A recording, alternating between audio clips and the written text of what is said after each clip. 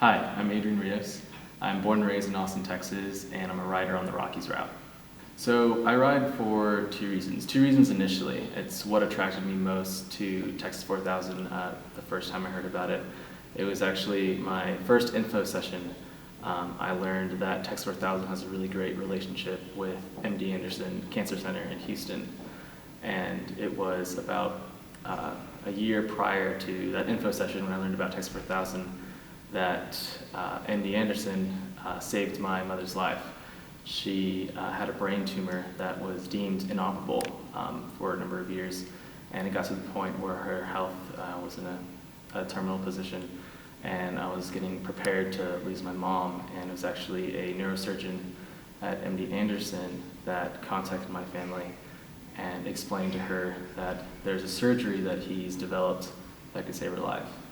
And at the time, it was really exciting to hear, although it was really difficult to hear because it was something that had a really high risk involved.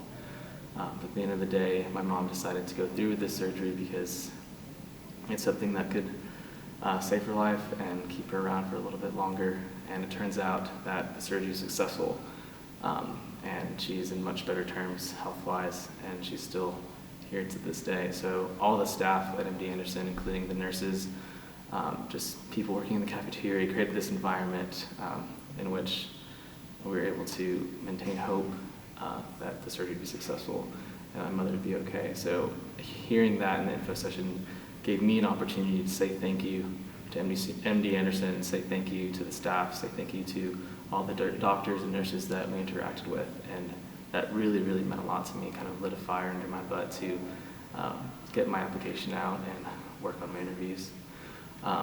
The second thing that really appealed to me for Texas 4000 is the idea of hope.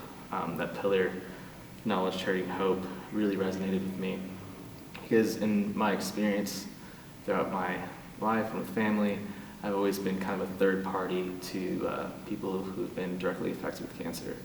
And acting as that third party, you've learned that cancer has a severe ripple effect. It not only affects its victim, but it affects their loved ones, loved ones, and so on. So it's been really great to be in that position because I've learned how to empathize. I've learned how to just provide hope and support for those people who are losing loved ones or having loved ones suffer.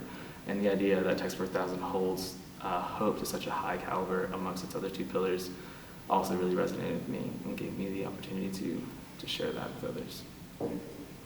So one of the main things that I appreciate about Texas 4000, other than our major hallmark event from cycling Austin to Alaska, is the people that I'm surrounded by every day. My riders, my teammates.